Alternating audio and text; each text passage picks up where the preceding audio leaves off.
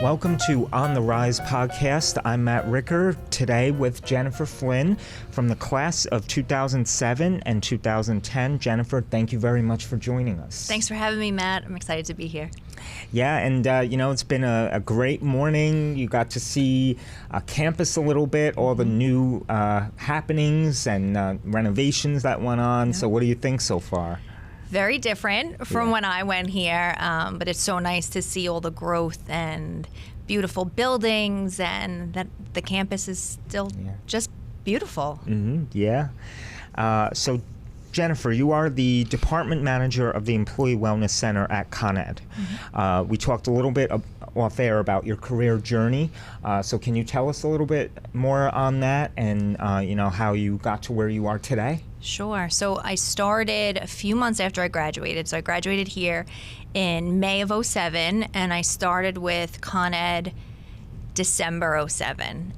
I took an entry administrative test, and I started entry level for local 1-2 utility workers union as an administrative clerk for an electric field organization. So very different start to my career journey, but it's been a fantastic journey so far, and I'm really proud of the progress I've made throughout my career to get me where I am today.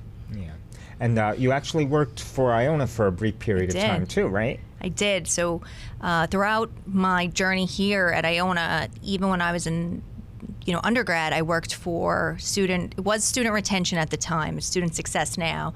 So I worked for Brother Devlin and Felicia Colangelo for 4 years. And then when I graduated, I was a graduate assistant in the same group, getting my master's here too. Yeah. And that's great. I'm sure it seems like yesterday you were here writing a thesis for your master's. Yes. It's so true. Yeah. So how did you decide upon your career path when you began at Con Ed? So I think when I started Con Ed, a big draw was that people stay there a long time. So it was more so of you get your foot on the door, you make your way, you work hard, and there's continual growth. And between starting to work there and finishing my master's, so I was in the union, and I would go every night after work here to Iona Monday through Thursday and take my criminal justice graduate classes. Mm-hmm. And the education helped me get into my next role, which was an investigator for internal concerns of discrimination, harassment, and just workplace concerns. Mm-hmm. And it really helped me transform to continue to grow. Yeah. That's great. As you've been in the working world for a long time, in particular at Con Ed, what are some common misconceptions people have about career advancement, and how can they overcome these? So I think when people think career advancement, they think maybe promotion, or they think status, or their next title. And I try to think of advancement as the work that you put in to get there. Right. So the hard work behind the learning, the showing up, the staying late, the discipline behind really the work ethic, that's the advancement. The after effect is really nice, and that's your objective, but I think a misconception is that the advancement comes first, but the growth and the work you put in is really the advancement. Right. Yeah, no, that's a great way to put it, because you have people who, some students who are about to graduate, they're like, I want to graduate, I want this particular title, I want to be making $100K, and it's like, well, you may not get that right after you graduate. So I tell my students, you just have to be patient, you have to take what you can get. Yeah, and you have to put the work in. Yeah, I'm a big proponent of you really have to work for your goals, and absolutely. It might not happen right away. Yeah. So patience is key, but persevering is another important aspect too. Absolutely. So let's talk about the it factor. You've served in many leadership roles throughout your career. With plenty of opportunities to lead several groups of people. Have you noticed over time a particular it factor that you think helps people stand out? Yeah, I think, originally I thought approachability and emotional intelligence and being able to be relatable to people. I think that's an extremely important skill. Yeah. And I think it's really important as you're starting out in your career, but also as you're continuing on your leadership journey. Right. You need to find like commonalities with people, and you need to be able to have them trust you. Right. And that is paramount to getting the work done or being productive. I also want to turn it back to, you have to work hard. Like, I roll up my sleeves with the team. Every team that I've led, I want them to know that I'm right there doing the work with them too. So having a strong work ethic is really important to that it factor as well. I think the approachability came a little bit later in my career, once I honed in on that. So. And you told me that you lead about 60 people right now? Yeah, it's a whole large organization at the Wellness Center. So I would say around that, but this is one of the first times that I've had like a really large group, and it's important to get to know the people on your team and to work really well with them and to have them trust you and bring concerns forward, and also ways to improve the group too. Yeah, that's great. So let's talk about the importance of networking. What role does networking play in career advancement, and do you have any tips for effective networking? Sure. So networking was always hard for me from a formal standpoint. I take more of like the grassroots networking approach, trying to, speak with people on something that's really everyday and common, as opposed to some of the more like formal networking events. So when we go to the different events here, I always tell the students that showing up is half the battle. Yeah. You showed up. That's a big deal. You push through that comfort zone. It might be really uncomfortable to talk to people that you don't know at all, especially adults or more corporate environment. So showing up and being yourself is key to networking. Yeah, and I also tell my students too that yes, it can be intimidating going up to someone in a three-piece suit, right? At some of these events, but they're people too. Yeah, and they, they at some point they went through the same thing with trying to trying to network. We've all done it. It's intimidating, but it does go a long way. It does, and that's where you learn a lot too. So just like you said with someone in the three-piece suit, that helped to teach me, oh, maybe that's how I should be dressing when I go to these events, or when I have my first big corporate event, that's how I should show up. So really observing other people and observing leaders, like those are some of the things that you also take away from networking. Yeah, absolutely. So let's talk about mentorship. So what role has mentorship played in your career development? And have you sought out mentors throughout your journey? Mentors have been, in reflection, I've had excellent mentors throughout my life, starting from my parents, from like a strong value foundation, my coaches in softball, like very disciplined and high standards.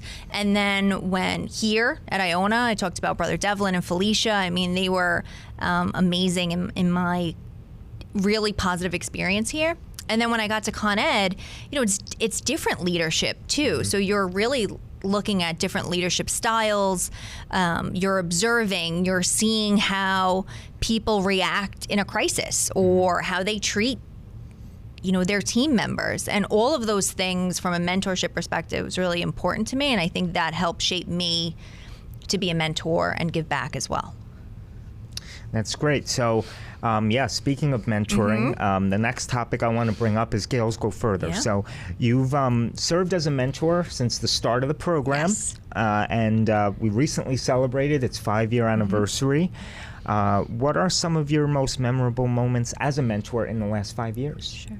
So I was honored to be selected to be a mentor. I've always been connected to Iona for a very long time, since graduation as well.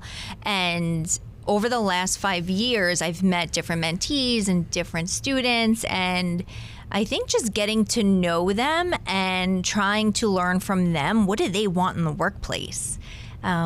It helps me too as a leader to understand the newer generation coming into the workplace as well.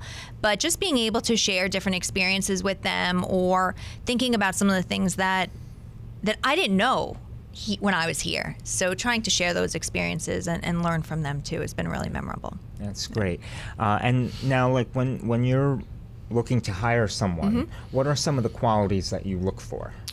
So I always look for someone that is willing to learn and willing to listen. They have strengths in showing that they're taking initiative, or that they really want to put the work in to be a part of the team. And I will develop and train and teach as long as someone's willing to put their time in as well. That's great. So let's focus now on your time at Iona. What is your most favorite memory here at Iona? And if you can do it all over again, would there be anything that you would like to change? I know the dance team was a big one for you. Yes, I loved being on the dance team. So much fun with all of those. That was a fun time. I was also in the Gaelic Society, so we would march the St. Patty's Day Parade. So those were great memories, because even now, we didn't get to talk about it earlier, but I'm the Con Edison Emerald Society president. Oh, I didn't know So that. it's kind of full circle where, here, when I was here, I would march in the St. Patrick's Day Parade, and now, leading Con Ed in the parade too. It's it's really nice great. and special. So I'm the first woman president since like 1962. Wow, congratulations. Thank you. So, again, circling back to my time here, those are amazing memories, and you just never know how it could take you forward. Right. Yeah. And so do you have a particular favorite course or professor that stood out to you? So I was criminal justice major for my undergrad and graduate, and I had a lot of different professors who were either from law enforcement background or political science background. I also took a lot of religious studies classes too. But in terms of favorite, that's hard. That's a hard one, Matt. I can't say a favorite, but I will say everyone had just a profound impact on what they taught me and what they shared. So, That's great. Yeah. So is there any advice, looking back, that you wish you had received earlier in your career that you'd like to pass along to others? Yes, I think, I put a lot of pressure on myself early on to really do well, or maybe even be perfect. And I think that, as I've grown, understanding that it's okay to make mistakes, and those mistakes really help teach you and advise you. So it's okay to make progress, not perfection. Yeah. And I think explaining that to students early on would be helpful. Yeah. That's great. So let's end with some content recommendations. Okay. Have there been any particular books, podcasts, or other content that you've found helpful throughout your career that you would like to recommend? Sure. So I like reading books still, like actual I brought them, actual hardcover books, because as we were talking about before, I like writing. So I like, either highlighting my thoughts or highlighting a certain area. So one book is The Future Leader. Yeah, if you want to show it.